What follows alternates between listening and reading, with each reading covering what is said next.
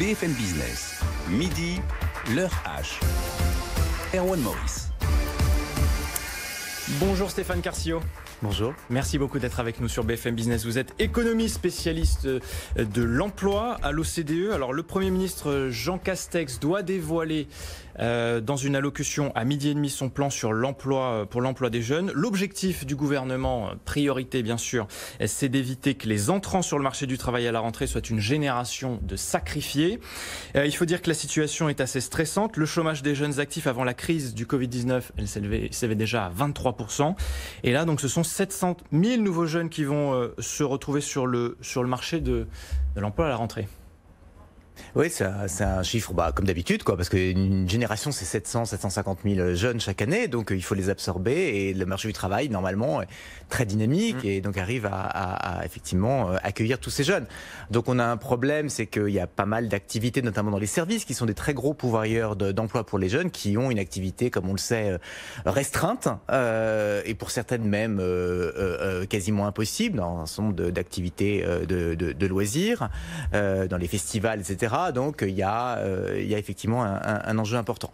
Alors la subvention à l'emploi, ça va plutôt effectivement dans le bon sens. On sait que ces subventions, elles aident les employeurs à prendre la décision d'embauche lorsqu'ils font face à une incertitude dans les mois qui suivent.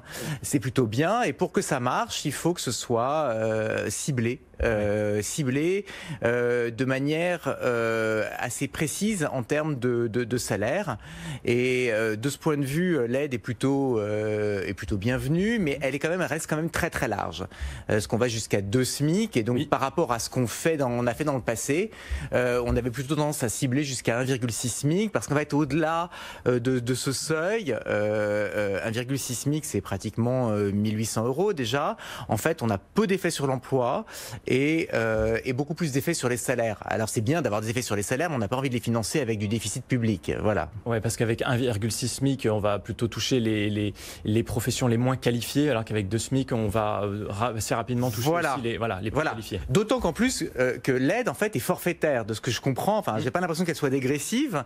Donc ça veut dire qu'on va toucher 2 SMIC, c'est énorme pour un jeune. C'est une demande du patronat. Oui, mais je pense que ça fait quasiment 90% des jeunes qui entrent sur le marché du travail. Il faut savoir que le salaire moyen d'un jeune de moins de 25 ans, c'est 1500 €. Donc c'est 2 SMIC, ça fait 2400 €. Donc on va couvrir quasiment tous les jeunes. Donc de ce point de vue-là, elle est vraiment extrêmement étendue. Elle pourrait être plus efficace de ce point avec un meilleur ciblage, à mon avis. On connaît justement une grande partie du contenu de ce plan, ce qui se profile, et avec les annonces qui sont en train de tomber, on va y revenir tout de suite. Donc 4 000 € par an pour toute embauche d'un jeune de 25 ans, CDI ou CDD d'au moins 3 mois, ça c'était ce qui avait été évoqué, par tranche de 1 000 € par trimestre et jusqu'à 2 SMIC, ce qui avait été demandé par le patronat, on vient de le dire. On apprend donc 60 000 contrats aidés dans le secteur marchand, le gouvernement vient de l'annoncer. 450 000 embauches espérées avec ce plan, et ce qui représente une enveloppe globale de 6,5 milliards € sur 2020-2021. Voilà pour les derniers chiffres. L'objectif, c'est que ce plan soit opérationnel dès la rentrée.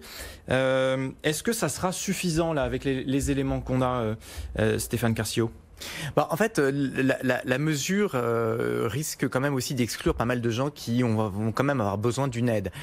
Si on cible par exemple les CDD de plus de 3 mois, comme c'est actuellement dans les tuyaux, on va exclure énormément d'embauches de jeunes, il faut quand même le savoir. 70% des embauches de CDD sont des CDD de moins d'1 mois. Eh oui. Donc à plus de 3 mois, on va exclure énormément d'embauches du dispositif. Deuxième limite, on cible les jeunes. C'est bien, ils ont vraiment besoin d'un coup de pouce, il faut vraiment les aider, mais un jeune de 26 ou 27 ans va aussi avoir beaucoup de difficultés. Et en ciblant les moins de 25 ans, en fait, on risque d'avoir un effet négatif sur l'embauche du jeune de 26 ou 27 ans. Les moins qualifiés, ceux qui ont des rémunérations moyennes ou basses, sont ceux qui souffrent le plus de la crise et dont les perspectives d'embauche sont les plus dégradées. Qu'ils aient 22 ans, 25 ans ou 30 ans. Et de ce point de vue, un ciblage uniquement sur les jeunes de moins de 25 ans, à mon avis, va limiter l'effet macroéconomique de la mesure. Si je vous comprends bien, ça ne va pas assez loin. En fait, ça va à la fois trop loin en termes de rémunération, parce qu'on cible des salaires pour lesquels il y a moins de problèmes de chômage, et notamment chez les jeunes, et ça va pas assez loin parce que ça cible sur une population trop réduite. Donc pour avoir un effet macroéconomique sur l'emploi plus important, il faudrait resserrer sur les bas salaires et élargir les tranches d'âge. Il y a eu un précédent, Stéphane Carcillo, évidemment, on se souvient tous de la crise de la fin des années 2000. Est-ce que le gouvernement s'inspire de ces choix qui avaient été faits à l'époque? Probablement sur le principe d'une aide à l'embauche, parce que cette aide de 2009-2010, elle s'est avérée effectivement assez efficace. On l'a évaluée scientifiquement.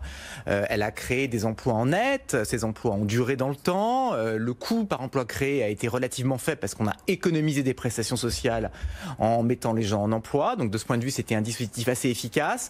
En revanche, ce dispositif de 2009-2010, il était ciblé sur les TPE-PME qui avaient des grosses difficultés, mais il n'y avait pas de limite d'âge. Donc de ce point de vue, le gouvernement a voulu cibler sur les jeunes, mais en oubliant tous les moins qualifiés, les moins jeunes, qui eux aussi vont avoir des difficultés. Bon, pour que tout ça fonctionne malgré tout, Stéphane Carcillo, il va falloir des embauches. Il va falloir des embauches, mais... C'est bien beau un plan. Derrière, il faut que les entreprises aient besoin de recruter. Alors, tout à fait. Alors en fait, il se trouve que, contrairement à ce qu'on pense, même dans les périodes de forte incertitude et de récession économique, les entreprises continuent à recruter. Elles ont des besoins permanents. Même si la consommation ne repart pas ? Elles ont des besoins permanents. Le marché du travail, c'est une machine en perpétuel mouvement.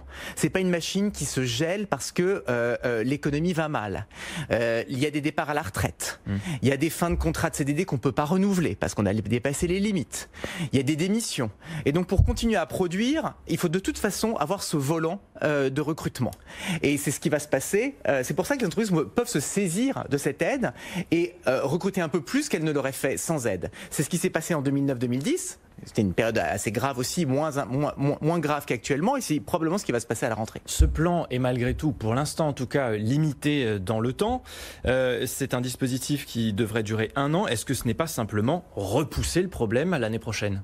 Alors c'est bien que ce soit limité dans le temps. Pour le coup, c'est quelque chose de vraiment efficace parce que ça permet aux entreprises de se saisir tout de suite de ce dispositif et d'embaucher tout de suite plutôt que d'attendre. Si on fait un dispositif pérenne, du coup, les effets vont être très très dilués.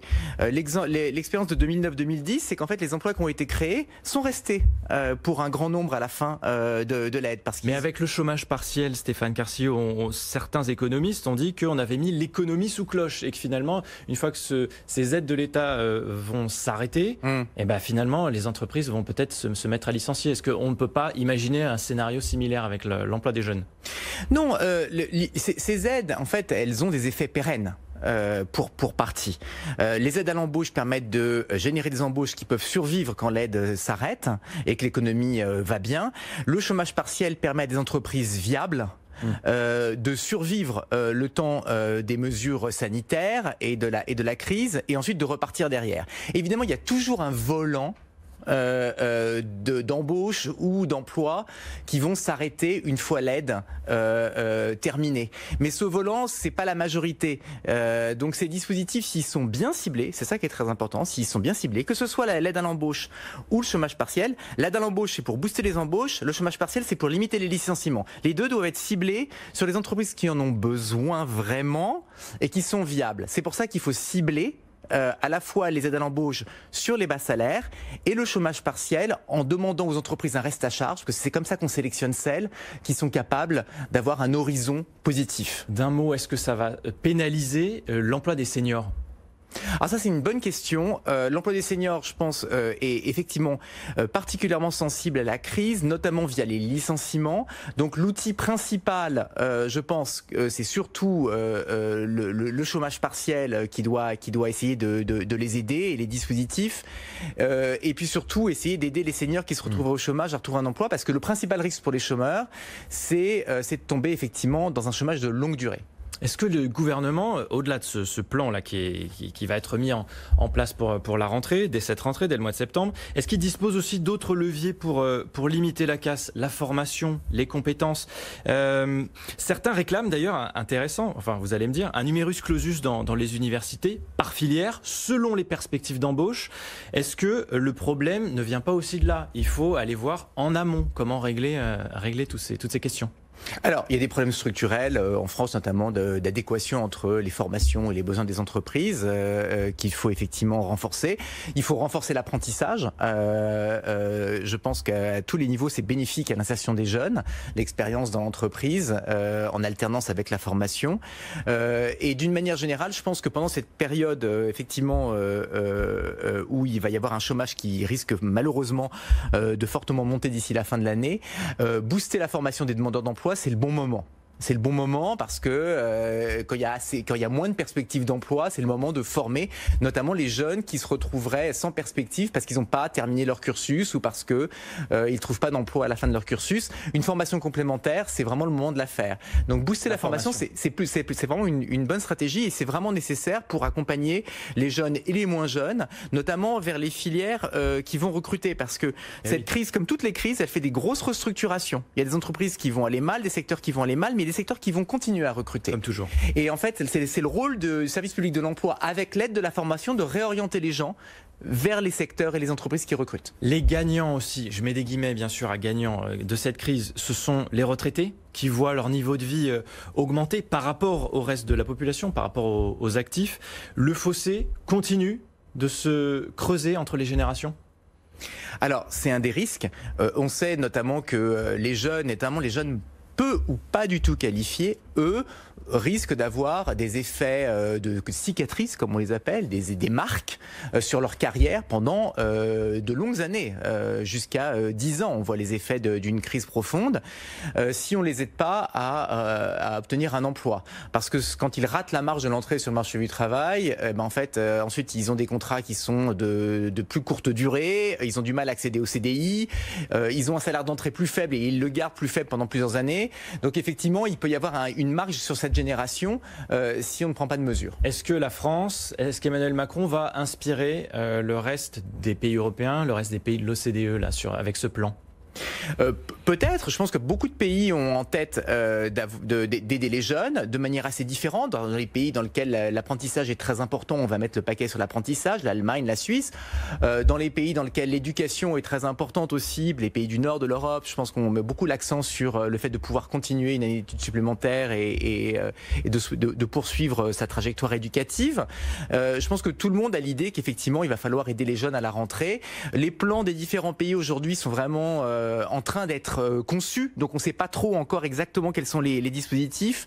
La France est un des premiers pays à présenter dans le détail son plan, donc on va voir, il faut suivre ça dans les mois qui viennent. Absolument. Merci beaucoup Stéphane Cercio d'être venu décrypter et analyser toutes ces annonces. Je rappelle que vous êtes économiste, spécialiste de l'emploi à l'OCDE. Restez avec nous. Dans un instant, nous retrouvons Bertrand Biard, le président de l'association L'Événement, qui représente 335 000 emplois en France dans l'événementiel, un secteur qui a du mal à se remettre de la crise. À tout de suite.